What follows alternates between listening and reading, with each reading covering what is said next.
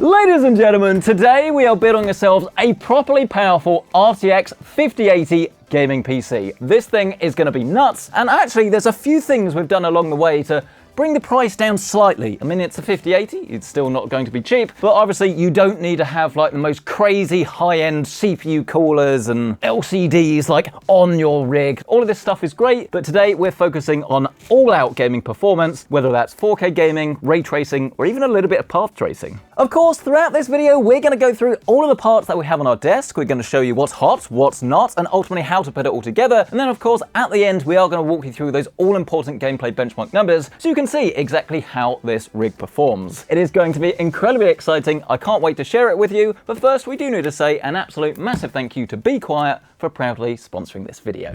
So yes, I think it's fair to say that the dust well and truly has settled now on the RTX 50 series. It's been a little bit of a mixed bag. There's certainly been some really good stuff in there, but there's also been some things like the 5060 and 5050 that aren't very exciting, to put it politely. The 5080 was kind of one of those mid cards. I mean, don't get me wrong, this thing is still absolutely fantastic when it comes to gaming performance, but obviously we would have preferred if it had a little more like VRAM straight out of the box. And there's actually quite a lot of untapped potential in this if you are willing to overclock it, which baffles me. It wasn't like a small overclock. Even the pre-overclocked RTX 5080s, you can still push them a lot if you are willing to do this manually in something like Afterburner and gain extra performance. So all round, actually, especially now that the price has come down, at least in the UK, to something more realistic, I'm a lot more happy with the 5080 than I was at launch. But as I say, it would have been nice if like the gen-on-gen improvements was, I don't know, something like we had with the 3080. Not to be, but obviously if you do want to get ray tracing, path tracing, playing at 4K, this thing is still an awesome option. And the exact one that we have here is the Gaming Pro from Palette, and this is what I mean about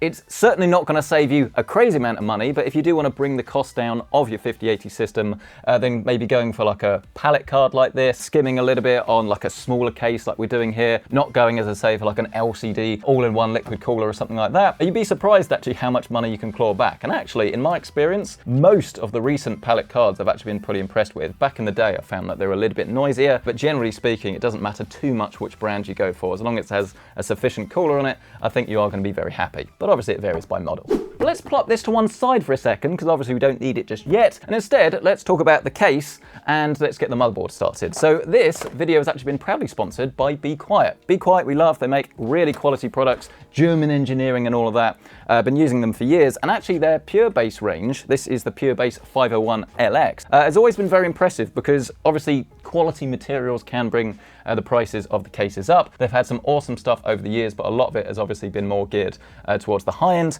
Whereas something like this, as I say, it's a great way to save money, but then not compromise on the quality. So you still get a nice thick piece of glass here.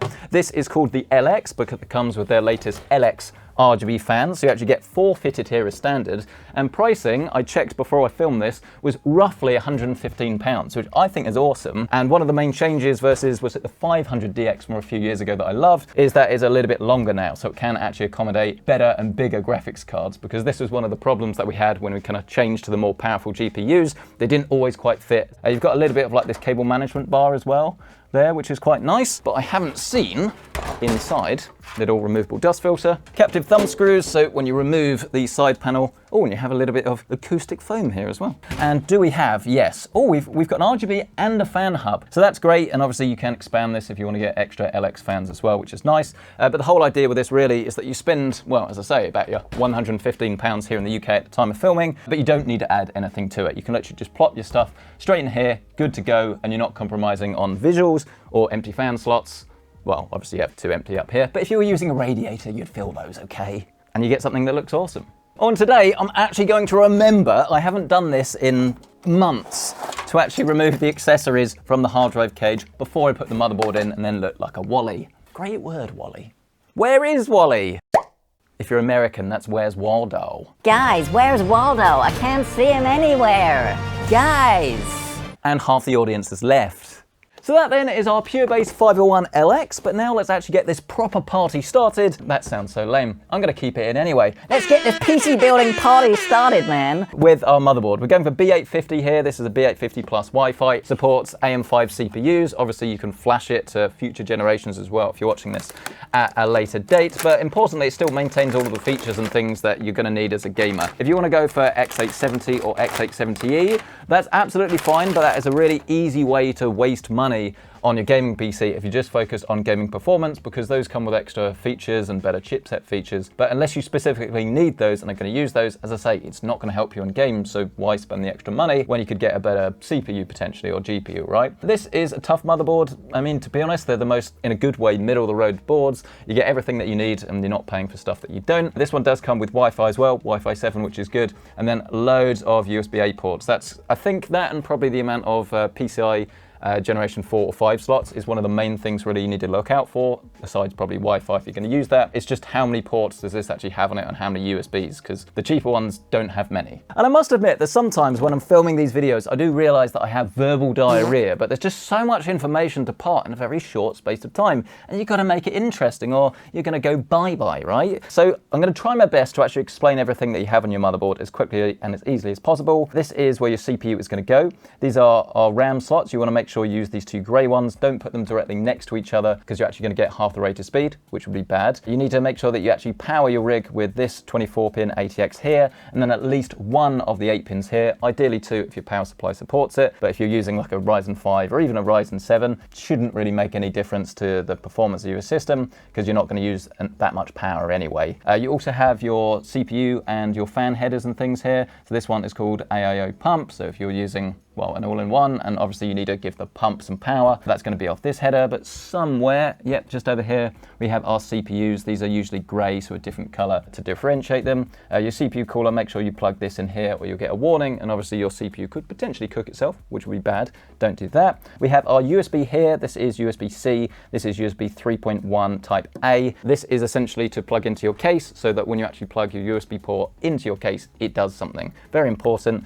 We've got some old school SATA ports here as well if you're using older, like 2.5-inch hard drives or SSDs. This is really important. This is where your front panel connects to the case. So again, when you push that power button, it actually does something. We've got more USB down the bottom. These are USB 2. Usually these days they're used for hubs and things. If you're using like a LCD AIO or something, it'll probably plug in down here to a controller box. Then we have our addressable RGB, and there's actually 3 on this motherboard. Usually you get 1 or 2, so nice little bonus here. Extra fans as well. We're going to plug one of these into that hub. But if you wanted like complete granular control or you didn't have a hub, then the more fan headers you have, the better. We also have this front audio jack here as well. Pretty self-explanatory. Analog headphones, analog headset or something, if your case supports that, plugs in here. And then I think the only other thing you need to know about before we actually show you how everything installs is that you have your M.2 SSD slots for your storage. This is the primary way that you're going to be building a PC in 2025. And the more slots and then the more of these heat sinks you have, the better, because you can support more SSDs and you can deal with more high-end ones that give off more heat. Oh, told you, verbal diarrhea. But hopefully that was good info.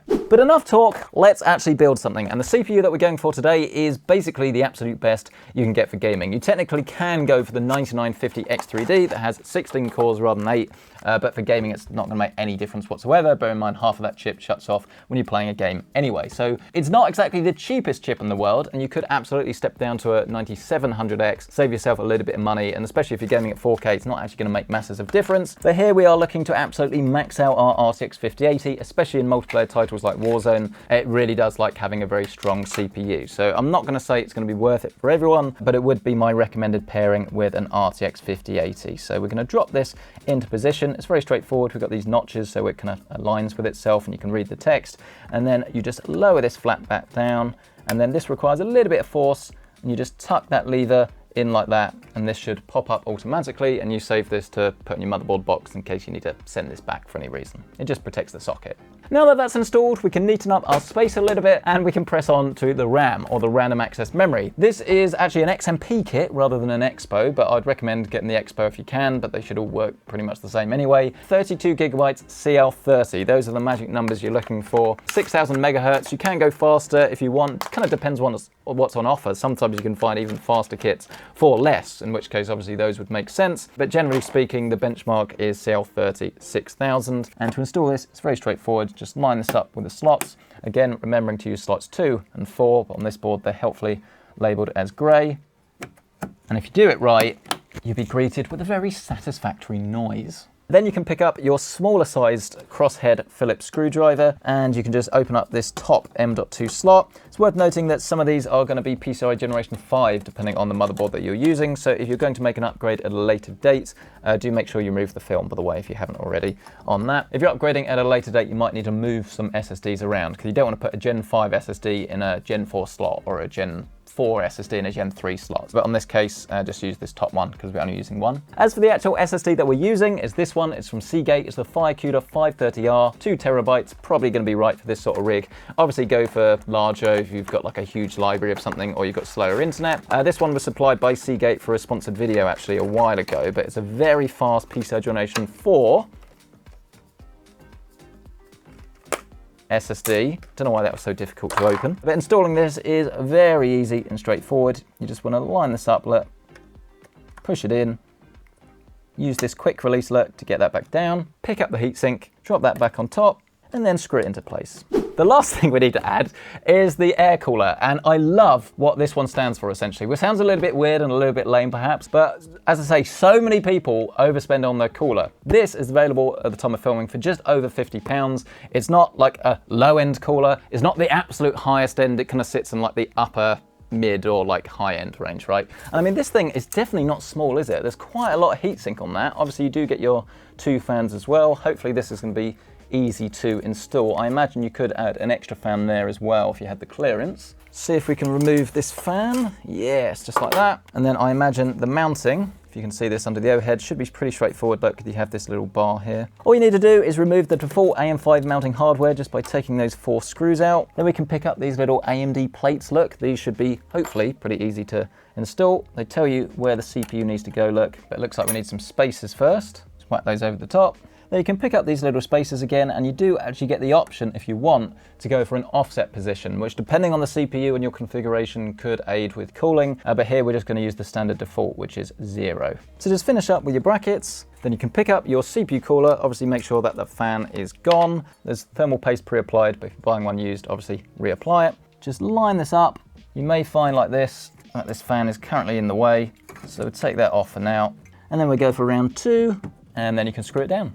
Then we can pick up our fan and plot this back on, and it looks actually, to me, like I don't need to have this in the raised position, which is nice. It's maybe like ½ millimeter or 1 millimeter above the line, which is good. So we're going to get that screwed in, make sure it's actually blowing the way that you want it to go, which is probably going to be that way. There are arrows on the fans, which is helpful. But just gently lower this down into place, look, once again, so it's in line with everything. Don't forget, of course, though, to actually plug your cooling in. So we're going to daisy chain both the RGB and the fan speed together, look. So let's just drop these onto the headers like so. And at this stage, for a fact, I know you'd be really tempted to grab this, put this in and start building. But let me teach you a little trick of the trade that I've actually remembered today, and I don't always, to my detriment. It's to grab your power supply. This one is also from Be Quiet. It's also a new one. It's the Power Zone 2 850 watt, but we don't need the actual unit just yet.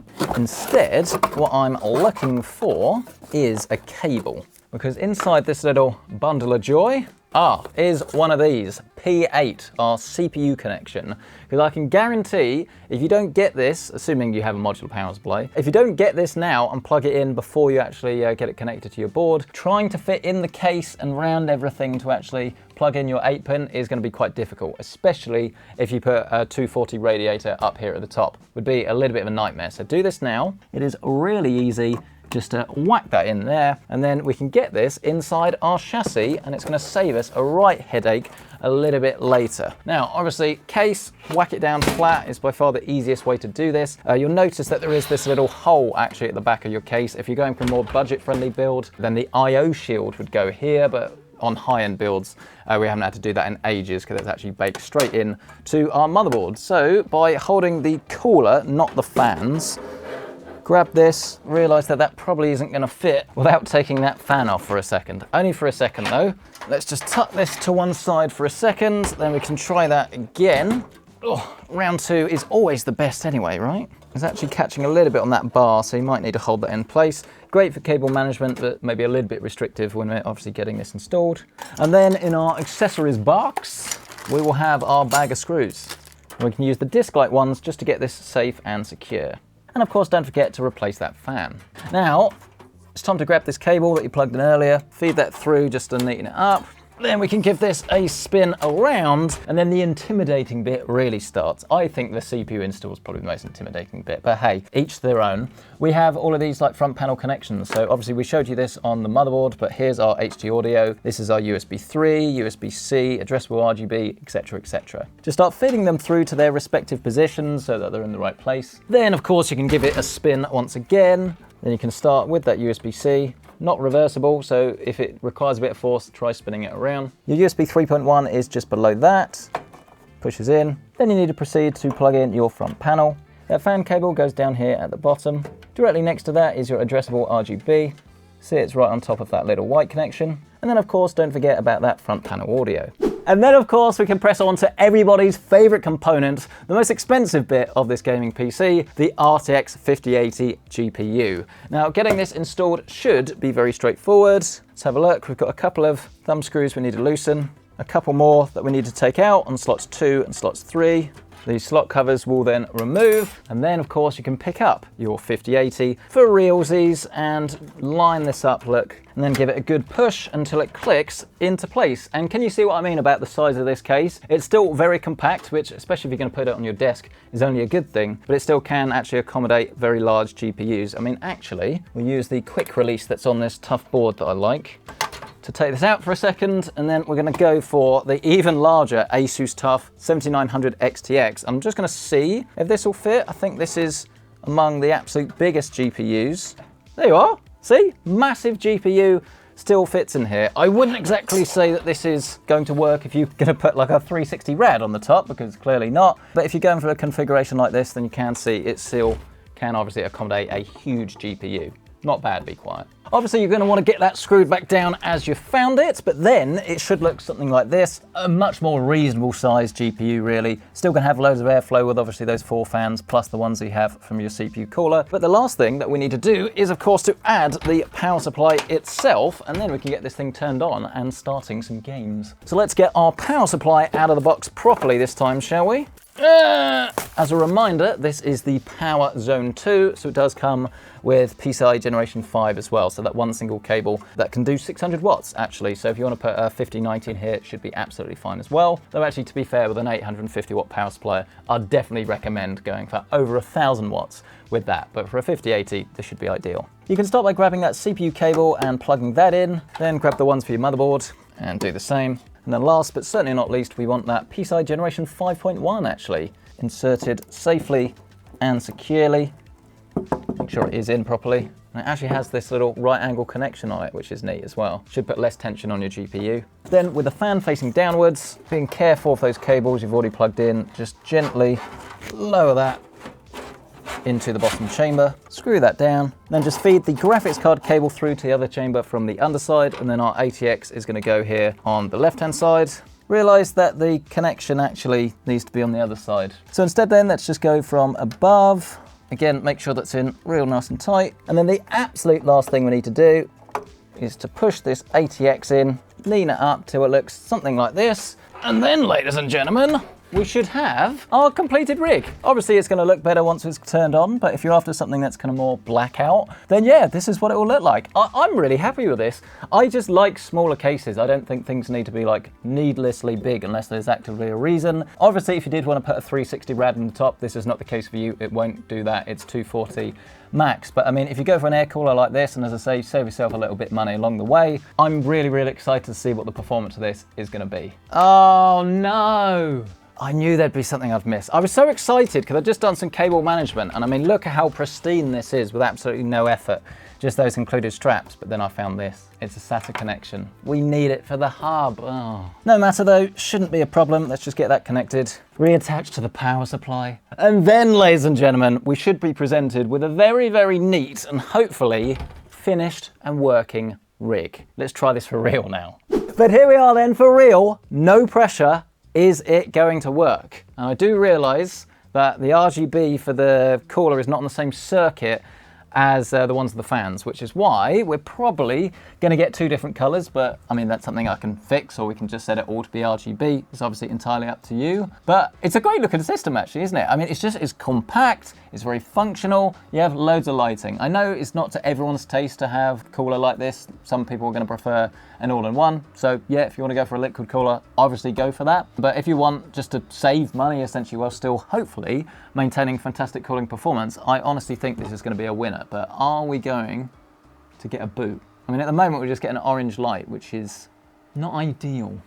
Oh, and ladies and gentlemen, how about that? It was a little bit more eventful than we'd like. We always prefer a first boot to go successfully, but in this case we're having an issue with the memory. It was a little bit annoying, but actually it was very easy to fix. I just updated the BIOS on this to the latest version, restarted it, and now it seems to work absolutely fine. The memory training took a little bit of time when we enabled the XMP profile, but not a problem. But this goes to show I would highly recommend most people get the Expo version of this RAM just for better out-of-the-box compatibility and support, essentially. That's the point of Expo. Now, I will also say that we do have an RGB button on this. Feedback to be quiet. I would prefer that you had it as a different shape and size as the reset button, because I've turned this off a few times by mistake, but by its default, you'll have this lovely be quiet orange, but you can just cycle through a load of different colors and things. So if you want different shapes, you want different like effects and things, you can do that. Or if you want more software control, hold the button down and then it will go into the motherboard mode essentially. So you can then control this in the Aura software, whatever. But personally, I prefer to use the button because I like my PC to be light. Only other thing we need to mention is that we are actually going for Be Quiet's brand new keyboard. There's two.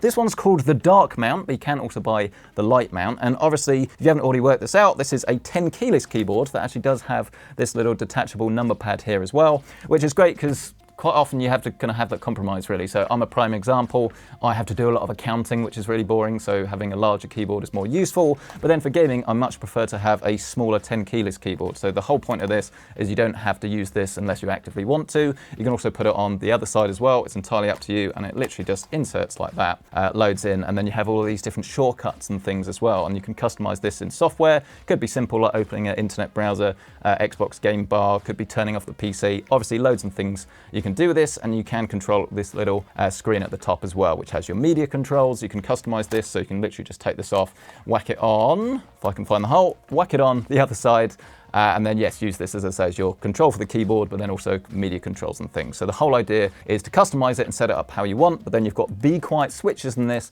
so it is super quiet while still giving you the performance that you'd expect from a mechanical switch. But ladies and gentlemen, I think I've delayed you enough, so let's jump into the bit that matters more than anything else, the gameplay performance. And what you're seeing here is Cyberpunk 2077. We're running this at 4K. DLSS set to the new Transformer model, which is awesome. Currently set to performance. My driving skills are all over the place.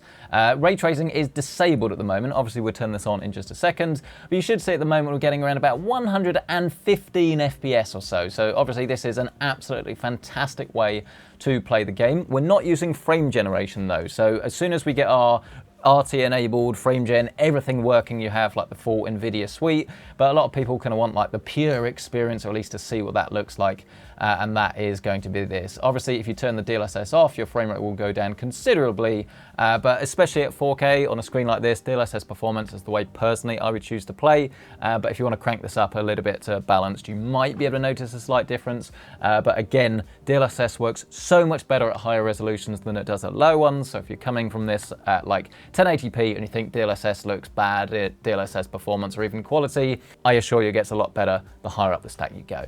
But let's properly put this to the test and enable our ray tracing by going into our options. We will leave this at ultra, we'll turn path tracing on in just a second. Everything else remains the same, and when we jump back into our game, obviously you can see that the frame rate has gone down, but this is one of the things that is way better on like 50 and 40 series than you obviously had on 30, which is just the way that it handles ray tracing. It drops your frame rate, but not as dramatically as it did before. So obviously this is a lower frame rate. You're now looking at around about 86 FPS, but the game definitely looks so much better with ray tracing enabled. I wouldn't choose like all of my smoothness for it, but if you can have your cake and eat it around about 90 FPS or something like that here, then personally that's going to be a great way to play. But if we go into our settings now, we can also, if I can find it, turn on our frame generation. which requires restarting the game. But small rant aside, we can now pick up where we left off. You'll see that our frame time graph completely breaks actually when you're using frame generation with Afterburner, which is why if you look at the top right hand corner of your screen, you can see we've also enabled frame view as well, as this displays it properly.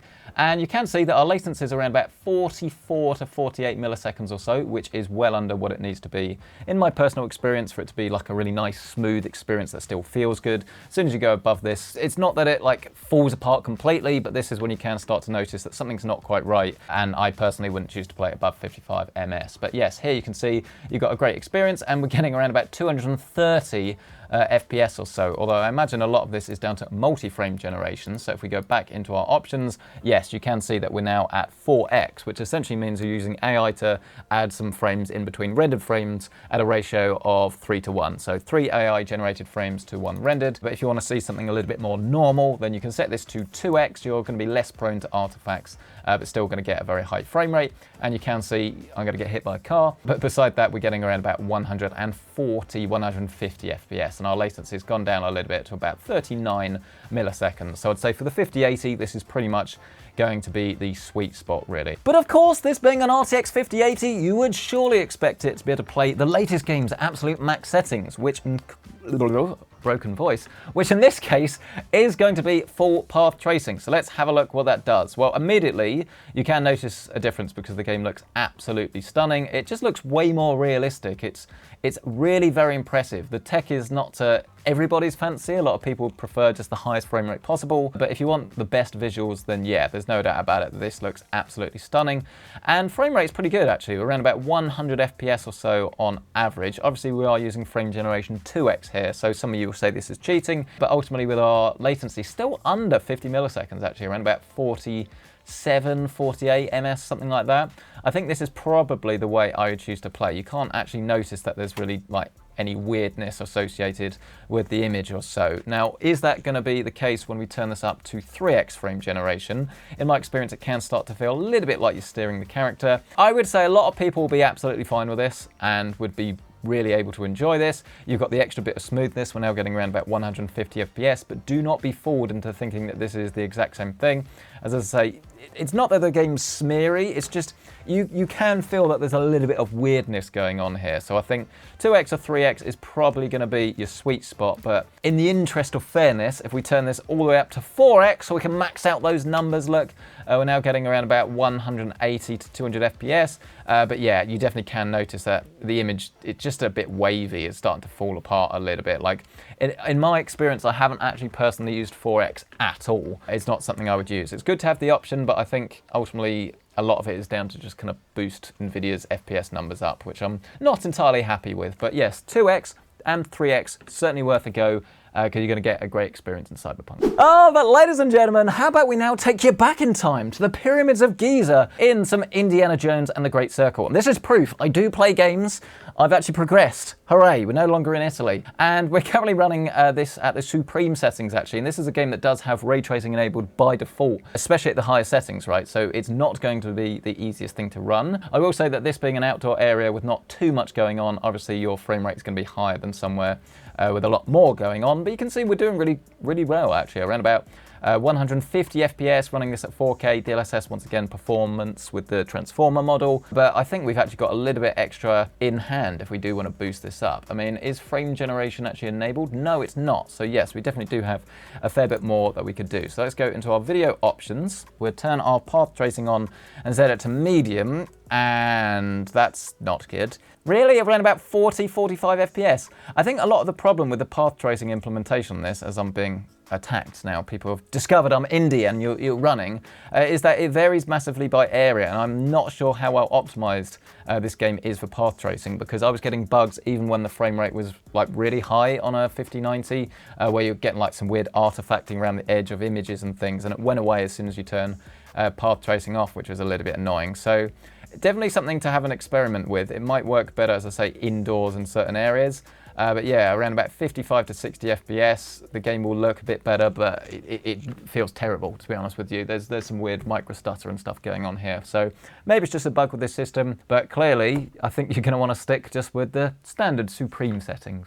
Oh, but I know, you're not interested in single player, you just want to play multiplayer games. How about we press on then with some Call of Duty Warzone, but before we do that, I'm also going to swap out to the other Be Quiet keyboard, the light mount. As you can see, a lot more normal in its design, but you've still got loads of RGB, and I really like this like tactile wheel that you get at the top left for volume and play pause. I suppose you can customize it in the software. So here we go then, everyone. This is the moment of truth dropping out of the plane. And I mean, the frame rate at the moment is very good. We're getting around about 200 FPS, but I would guess that that's not going to stick when we hopefully stick the landing.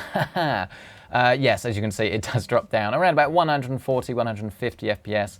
We've got this running at the extreme preset though, and we're running this at 4K DLSS set to performance. So to be fair, there's absolutely a lot of lowering down you could do in terms of settings and things. This guy is going to upset me, I can tell. I need some firearm.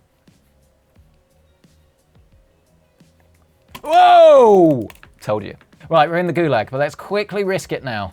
Turn it down to 1440. DLSS can go up to balanced, so if you're playing on a 1440p monitor, obviously you could lower some other settings down, and a lot of people say, no, I don't want to use DLSS, it's not good enough. But I would argue, surely in a game like this where it's all about the latency and want the highest frame rate possible, then you do want to use the upscaling. Remember, of course, that DLSS frame generation, that increases the latency, bad. DLSS super resolution increases the amount of frames you can generate, which does lower down the latency, which is good. But here we are, so we're now getting around about 200 FPS. Is he behind me? No, someone threw a rock at me. That's not good, is it? Oh, is he? All right, well, that was a bit easy because he wasn't participating. But that's good for us because we can now drop back down into the Warzone and actually see what's going on. And yeah, same as the Gulag, actually, still around about over 200 FPS. That is not too shabby whatsoever. Oh, and we've got someone, he's got better arms than me. I mean, that's not difficult, is it? Only other thing I think we need to mention, that wasn't the best segue in the world, was temperatures, so thermals and noise levels and things. And certainly in Warzone, the temperature on the CPU is not quite where I'd want it to be. And I've essentially worked out almost certainly why this is. It's because I didn't factor in that maybe putting an RTX 5080 with the exhaust going straight into an air cooler is the best idea in the world. Obviously, we could compensate for this by going for a larger cooler or potentially even a larger case because you've got more air in there. But this might be one of those occasions where if you put one of Be Quiet's like all-in-ones at the top or the front or something, that might work out. But obviously, if you're wanting to go for a 360 rad, remember that this is not, it's not that it's not like the best case for it in the world. It's just if you go for a long GPU, the combination of a 360 rad on the front might cause some like clearance issues essentially, which is why I say you're probably better off going for a slightly beefier air cooler or maybe put a 240 at the top or something just so you can get it away slightly from all of that hot air. But it's not a problem. It was around about like 80 to 85 degrees, but as I say, it's a little bit more than we'd like. GPU was sitting around about 61 degrees. The graphics card was running much cooler though at around about 61 degrees or so. And now that we're spectating, we can do a little noise test for you, because the system is still very quiet. Not the absolute most silent one we've ever done, but that usually just comes down to the fact, as I say, we could just do with a slightly bigger cooler, or obviously if you're going for like a lower spec CPU that wasn't using as much power, you'd probably have slightly better results here. But yes, would love to hear your thoughts on this. What do you think of the rig? Do you agree with me that this is actually such a fantastic looking chassis? I really like it. I like minimal, and I like the fact that it comes with all of these RGB fans as standard. I think you're getting a lot for your money actually with this chassis, including the hub at the back as well, which obviously makes it easier to control. But we'd love to hear your thoughts on this, so let us know down in the comment section below. Please smash the like button if you've enjoyed this though, it really helps out. And of course, if you do want to check out current pricing on anything in this rig, anything you want to learn more about, I'll leave my affiliate links to everything listed down below so you can learn a little bit more. But thank you so much for checking out this video. We really appreciate it. We'll catch you in the next one.